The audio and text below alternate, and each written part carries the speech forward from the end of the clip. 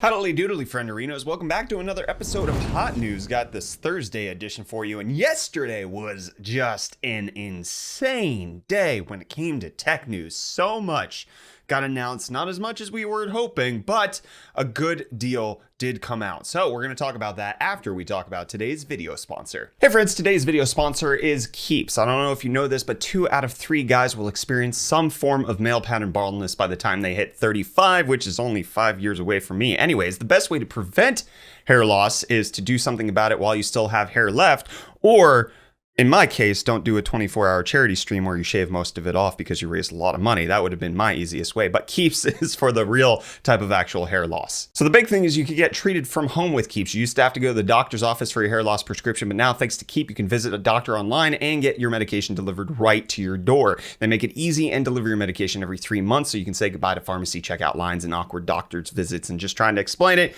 You just go on the internet, which I personally love for every service. So now having it for hair loss is phenomenal. And Keeps offers generic versions of the only 2 FDA-approved hair loss products out there. You may have tried them before, but never for the price that Keeps offers them at. So find out why Keeps has more 5-star reviews than any of its competitors and why over 100,000 men trust Keeps for their hair loss prevention medication. If you're ready to take action to prevent hair loss, you can go to keeps.com/UFD or click the link in the video description to save 50% off your first order with them. Again, that's keeps.com/UFD. You can save 50%. Check them out, friends. First up is AMD's news. Actually, so first up, we were expecting an announcement from AMD. Frank Azor tweeted something basically saying that we were getting an announcement yesterday. Then also Microsoft dropped their stuff, but also we were kind of expecting something from Sony with regards to the PlayStation 5, not only because Microsoft came out with so much information with regards to the Series S and Series X, but also because yesterday was the 25th anniversary of the first PlayStation launching in North American region. So why would they not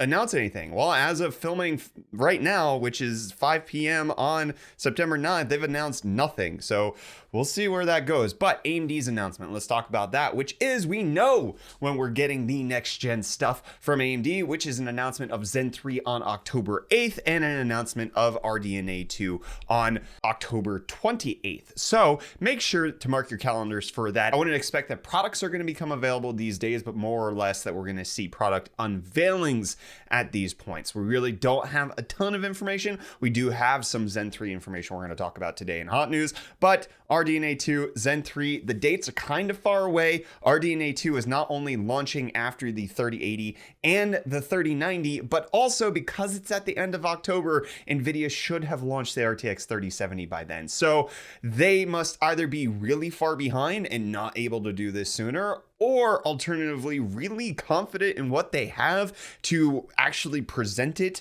well after NVIDIA's already released everything and just be like, yeah, we knew what you had, and boy howdy, are going to be tasting so friggin' good. I have to say, if Dr. Lisa Su does not come out on stage on the new bikes from AMD, I might be a little sad. Might be. But I do want to talk for a second just how disjointed this announcement was. So obviously we had the tweet from Frank Azor who talked about how that was going, how we were going to get information today, but Lisa Su tweeted this out, which is just a video saying it's going to be an exciting fall for gamers. Time to start a new journey with Ryzen 3 and RDNA 2, or Zen 3 rather. And it says a new journey begins October 8th, Zen 3, right?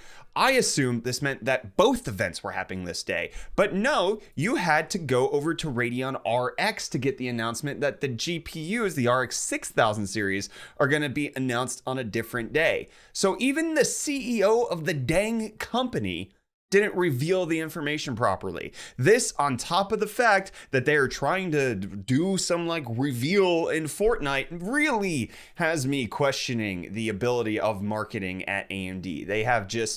They've not been good at their job, to be quite honest, when it comes to the GPU department. Let's not forget that Polaris was marketed as being the best performance per watt, when in reality it was so bad when you compared it to NVIDIA. And then you have things like the Radeon 7, which they marketed as a gaming card when it's a freaking compute card in a gaming shell. It just didn't, nothing about this computes. And then to announce an announcement by kind of sneakily being like, oh, tweeting something from Annie, and then Lisa Su doesn't even get the announcement completely correct, and kind of in her tweet makes it seem like Zen 3 and RDNA 2 are coming out on the same day. It's just a little, it's so lackluster.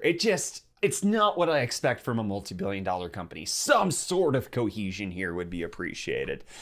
Anyways, you can cohese, sure, your Zen 3 parts to include a 10-core CPU. Apparently, this is according to one Usmus, who is revealing some information regarding the Zen 3, saying 10 cores processors, these are real. You might remember one Usmus from the Zen overclocking tool that Linus recently checked out, where it allowed you to do a lot more fine-tuning and get better performance out of your Ryzen chips than you otherwise would. So somebody who's in the know of what's going on. So 10 cores, is that something that intrigues you? Maybe Ryzen 7 4700X with 10 cores, and then the Ryzen 5 has 8 cores, maybe, and then Ryzen 3 has 6 cores. AMD, please. I would love it. I would love it. And then also the fact that there's going to be a key few features such as Curve Optimizer, which allows you to configure the boost of the Ryzen processor.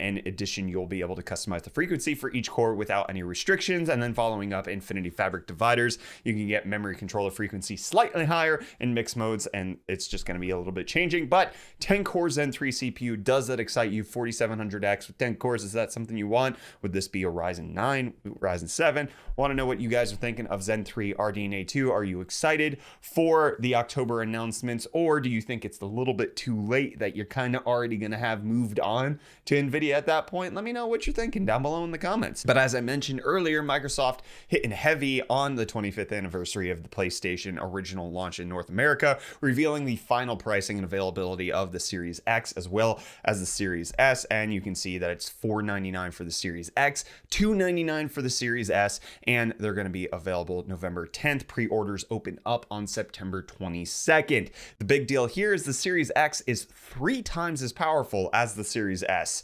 and it only costs less than double, which is insane.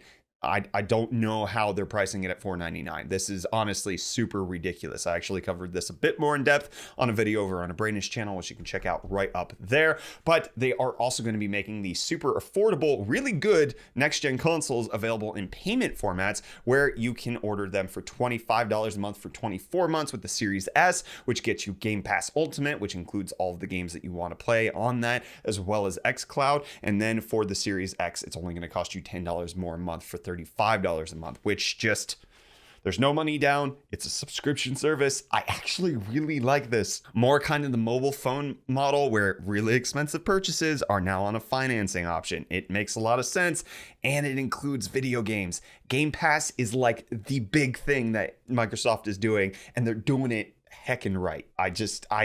I love the pricing. I love what Microsoft's doing here. I'm not buying one. I have zero reason to get a Series X when I have a high-end computer. But man, for people who want consoles, I can see these being snapped up in the holiday season. Easy peasy. $35 a month, you get your kids a Series X and Game Pass Ultimate. It's such a good deal. That's according to me. Also, Microsoft confirmed that the Series S is going to support the expansion cards. So even though it only has 512 gigs of NVMe 4.0 internal storage, same speed as the Series X, it will also have the slot for these expansion cards, which there was a leak of the pricing, and it was $220. So just keep this in mind. The Series X is $500. The 1 terabyte SSD is $220 at retail. How are they building an entire console for $499? How much money are they losing? Wow, they're doing everything right. And then also Microsoft announcing that EA Play and EA Access games are going to be added to Xbox Game Pass for both Game Pass Ultimate as well as PC subscribers. Honestly, I pay the $5 a month for Game Pass on PC. Do you guys have it? It's such a good deal. You get so many games. Forza and Flight Simulator are the ones that I've been playing, but just those 2 games, that's $120 right there. I'm going to pay $60 over a year. So, man, Microsoft's killing it. Heck yeah. And Crysis appears to be killing it because they've implemented ray tracing on the Xbox One X and PS4 Pro for the upcoming remaster of Crysis. I know that sounds crazy, but Digital Foundry was actually able to check it out. I'll leave a link in the video description for you to check out this video, but they are actually doing real ray tracing on current gen consoles, not next gen where they have ray traced acceleration in the hardware, but current gen stuff. You can see here the Xbox One X is going to be at 1080p dynamic resolution, 30 FPS. The PS4 Pro will be slightly less than that, 30 FPS, but in just performance mode, they do 1080p unlocked, which is just beautiful. So Digital Foundry's video shows a bit more about it, but Crytek themselves announcing that there is going to be a can it run Crysis visual graphic mode in this next gen. So when Crysis said that it was going to be ray tracing, they meant that it was going to be ray tracing on a heckin' bunch of consoles, including PS4 Pro and the Xbox One X current gen stuff. So big stuff coming to PC as well.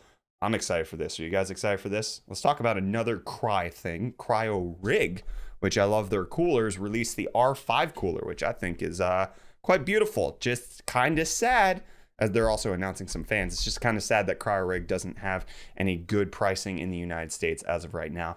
Make me big sad. But what gonna make me big scared? Demon Souls remake happening. Brand new screenshots coming out from that. You can see a couple pictures in case you're interested in that, but there's also been some revealed box art for PS5 games that you can see here. That one for GT7 makes me look, that's, I really love that red and blue. Sorry, I had a moment there. Returnal also getting one, and then this is the expected Demon Souls one. What do you think of the screenshots and the box art? Let me know down below in the comments. And one last little bit of console news. It appears that Nintendo is ramping up production to deal with Switch hardware shortages and the upcoming holiday season. So that's going to be happening, trying to raise targets from 20 to 25 million units, which is going to be a lot. There's also a rumor that's floating around that Nintendo is telling everybody to prepare for a 4K version of the Switch. Get your games ready to support 4K is the general idea that's going around. So maybe there might be an update early sometime next year. Speaking of an update, Motorola came out with an update to their Razr. The 5G Razr is now here, and according to this headline from Engadget, it's better than the original in almost every way possible. MKBHD got his hands on them, and honestly, it does seem like a really good implementation of the folding phone. This is probably one of the most ones that I've wanted. I still think the Surface Duo is the most compelling for me, but the way they've done the Razr is really good. So I'll leave a link in the video description to MKBHD's video. Let me know what you think of the Razr 2, and let me know what you think of this, because I'm trying to be positive and find a good way to spin this. But Google announces its latest experimental app, which is known as Fundo, which allows influencers to set up meet and greets and get paid for it. You can offer them free tickets and whatnot. And so you can kind of do this. This just feels like Google Hangouts with extra steps and just kind of the ability to charge people for it. Like you get tickets, so it limits availability, but at the same time, you're having people pay to access you in like a group setting. It just kind of feels like Twitch streaming, but worse. Like, okay, I'm never going to do this. This is not something that I think I could ever want to do. That just seems wrong to charge people to come hang out with me.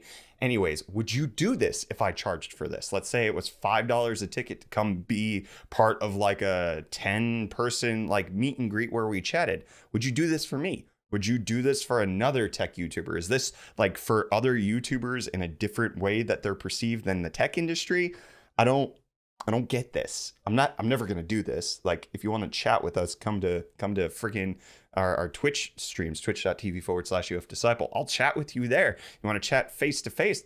Hit me up on Discord. Like, just why would I charge you for that? I don't get it. But what I do get is Apple continuing to let Epic Games have it. I understand it conceptually. Whether or not I agree with it, completely different story. But as of tomorrow, September 11th, Epic Games will no longer be allowed to use sign in with Apple for your Fortnite account. So if you have one, you have to convert it to an Epic Games account rather than the sign in with Apple, which is just another step in Apple trying to remove any evidence that Epic Games was ever a part of them previously. And another Apple news. This one gets me excited though. Google Maps for the Apple Watch is now available in the App Store. Heck yeah. I've been waiting so long for this. Currently, you can only use Apple Maps, and I hate Apple Maps. I hate using it.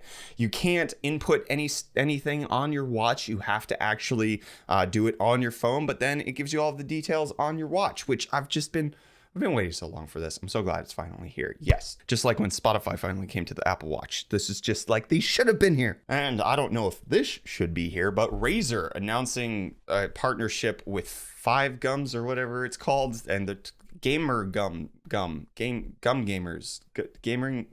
Gum Respawn by 5 Cool Mints, or or you can get pomegranate watermelon, or you can get tropical punch. It is $28 for a 10 pack, 150 pieces. I don't know, man. I don't know. What is tech news anymore?